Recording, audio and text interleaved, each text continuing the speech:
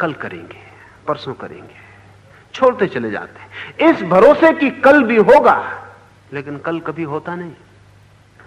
कल कभी भी नहीं होता है। जब भी हाथ में आता है तो आता है आज,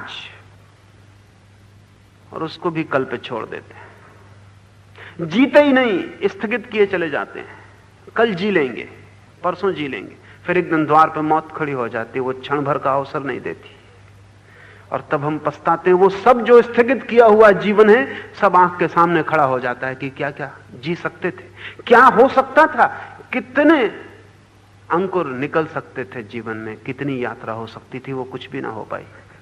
तब पीछे लौट के देखते हैं तो कुछ तिजोरियों में रुपए दिखाई पड़ते हैं जिनको भर लिया जीवन के मूल्य पर।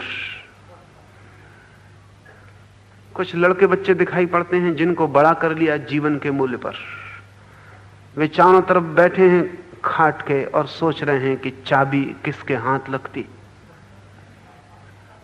रो रहे हैं लेकिन ध्यान चाबी पर है। इनको बड़ा कर लिया जीवन के मूल्य पर। हिसाब किताब, खाता, बही, बैंक सब चलेगा, आप हट जाएंगे। आपका खाता किसी और के नाम हो जाएगा, आपका मकान किसी और का निवास स्थान बन जाएगा, आपकी आकांक्षाएं किन्हीं और के भूत बन जाएंगी, उन पर सवार हो जाएंगी और आप विदा हो जाएंगे। और आपने सारे जीवन जो भी मूल्यवान था उसको स्थगित किया।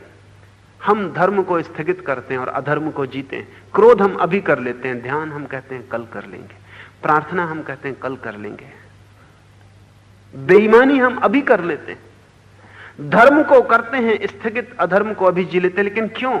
हमको भी पता है कि जो कल पे स्थगित किया वो हो नहीं पाएगा, इसलिए जो हम करना चाहते हैं वो आज कर लेते हैं, जो हम नहीं करना चाहते और केवल दिखाते हैं कि करना चाहते हैं वो हम कल पे छोड़ देते हैं। इसमें गणित है साफ। कोई महावीर को ही पता है ऐसा नहीं, हमको भी पता है। हमको भी पता है क्रोध करना हो अभी कर लो, हम कभी नहीं कहते कल क्रोध करेंगे। तो हम करना चाहते हैं, हम भी जानते हैं आज कर लो, समय का कोई भरोसा नहीं। महावीर ही जानते हैं ऐसा नहीं, हम भी जानते हैं। जो हम करना चाहते हैं अभी कर लेते हैं, जो हम नहीं करना चाहते हम बेईमान हैं। नहीं करना चाहते तो साफ कहना चाहिए नहीं करना चाहते, लेकिन हम होशियार हैं, अपने को धोखा देते। हम कहते हैं करना तो हम चाहते हैं लेकिन अभी समय नहीं, कल कर लेंगे। इसे ठीक से समझ लें, जिसे आप कल पर छोड़ रहे हैं जान लें आप करना नहीं चाहते। यह अच्छा होगा, ईमानदारी होगी अपने प्रति कि मैं करना ही नहीं चाहता। इसलिए तो शायद आपको चोट भी लगे कि क्या मैं ध्यान करना ही नहीं चाहता, क्या मैं शांत होना ही नहीं चाहता, क्या मैं अपने को जानना ही नहीं चाहता, क्या इस जीवन के रहस्य में मैं उतरना ही नहीं चाहता। अगर आप ईमानदार हो तो आपको चोट लगेगी, शायद आपको ख्याल आए कि मैं गलती कर रहा हूं, ये करने योग्य जो है मैं छोड़ रहा हूं। होशियारी यह है कि हम कहते हैं करना तो हम चाहते हैं, कौन मना कर रहा है। मेरे पास लोग आते हैं वो कहते हैं साधना में तो हम जाना चाहते हैं, कौन मना कर रहा है, लेकिन अभी नहीं। यह तरकीब, इस तरकीब में उनको यह नहीं दिखाई पड़ता कि जो हम नहीं करना चाहते उसे हम भ्रम पाल रहे हैं कि हम करना चाहते हैं। महावीर कहते हैं काल है निर्दयी और शरीर दुर्बल। काल पर भरोसा नहीं किया जा सकता, उससे हमारा कोई संबंध नहीं है, और शरीर है दुर्बल। शरीर पर हम बहुत भरोसा करते हैं, शरीर पर हम इतना भरोसा करते हैं जो कि आश्चर्यजनक है। क्या है हमारे शरीर की क्षमता, क्या है शक्ति?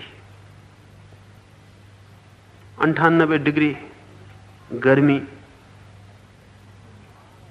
और 110 डिग्री गर्मी के बीच में 12 डिग्री गर्मी आपकी क्षमता है। इधर जरा नीचे उतर जाएं, 95 डिग्री हो जाए, फैसला हो गया। उधर जरा 110 के करीब पहुंचने लगे, फैसला हो गया। 12 डिग्री गर्मी आपके शरीर की क्षमता है। उम्र कितनी है आपकी? इस विराट अस्तित्व में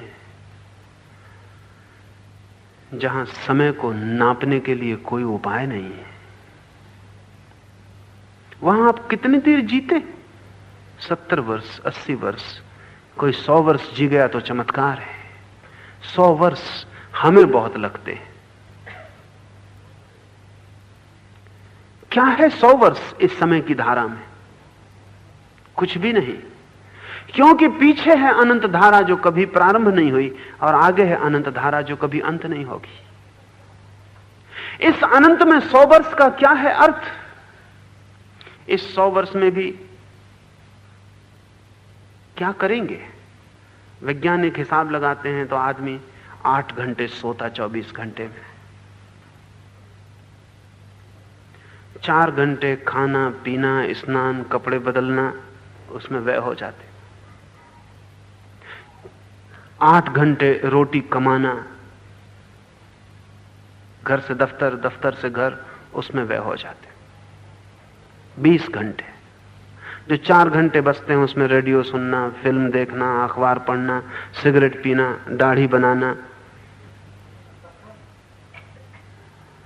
ऐसा 24 घंटे व्यय हो जाते। बचता क्या है इस 100 वर्ष में आपके पास, जिससे आप अपनी आत्मा को जान सकें, पा सकें? अगर आदमी की कहानी हम ठीक से बांटें तो बड़ी फिजूल मालूम पड़ेगी। A tale told by an idiot full of fury and nice signifying nothing. एक मूर्ख द्वारा कही हुई कथा, शोरगुल बहुत, मतलब बिल्कुल नहीं।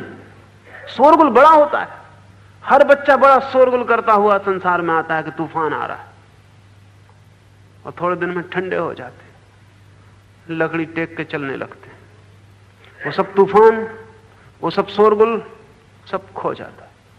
आंखें धुंधली पड़ जाती, हाथ पैर कमजोर हो जाते, बिस्तर पे लग जाते।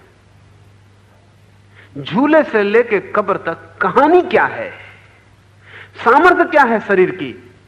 बड़ा कमजोर है। जरा सा बैक्टीरिया घुस जाए बीमारी का, तब पता चल जाता है कि कितनी आपकी ताकत है। गामा लड़ते होंगे पहलवानों से, लेकिन 6 रोग से नहीं लड़ पाते। गामा टीबी से मरा। अब टीबी के कीटाणु कितनी छोटी चीज, आंख से दिखाई भी नहीं पड़ते। बड़े पहलवानों से जीत लिए, छोटे पहलवानों से हार गए। शरीर की ताकत कितनी है। बड़ी बड़ी बीमारियां छोड़ दीजिए, कॉमन कोल्ड से लड़ना मुश्किल होता। साधारण सर्दी जुकाम पकड़ ले तो उपाय नहीं, सब ताकत रखी रह जाती।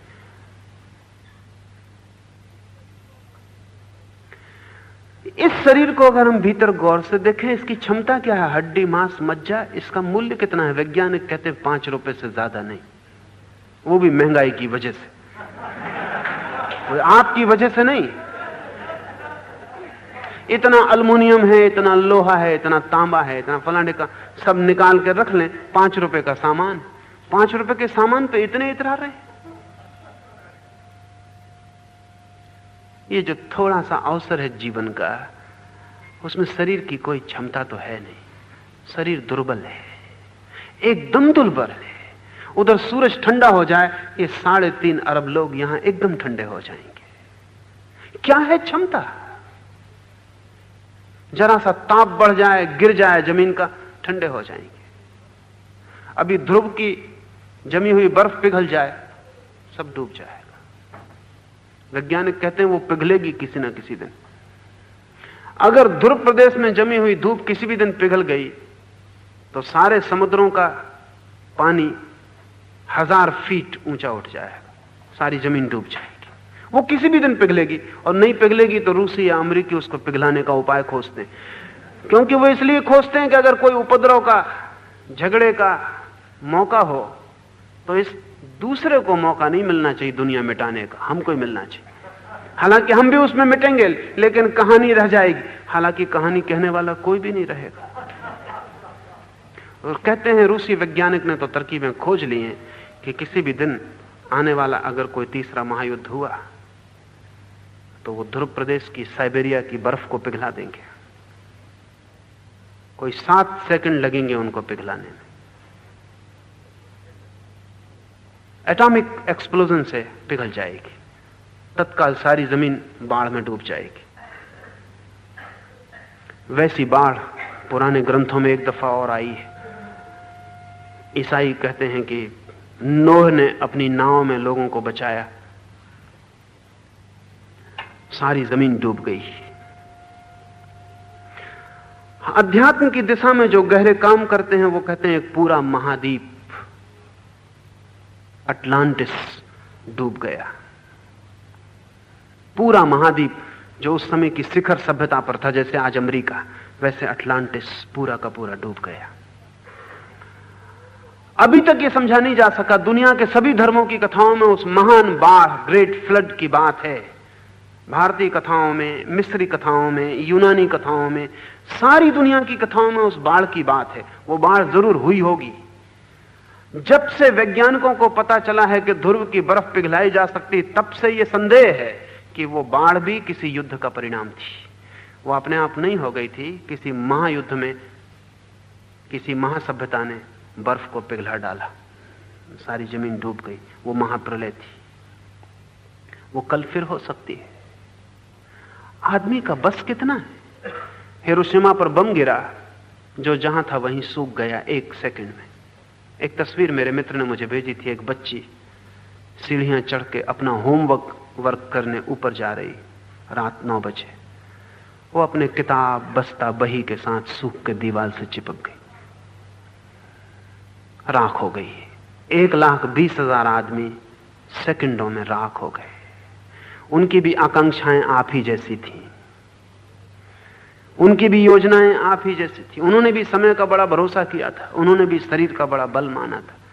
वो 1 सेकंड नहीं रुकता। अभी हम यहां बैठ के बात कर रहे हैं, 1 सेकंड में सब रुक जा सकता है और कोई उपाय नहीं शिकायत का। महावीर कहते हैं शरीर है दुर्बल, काल है निर्दयी। ये जानकर भारंड पक्षी की तरह अप्रम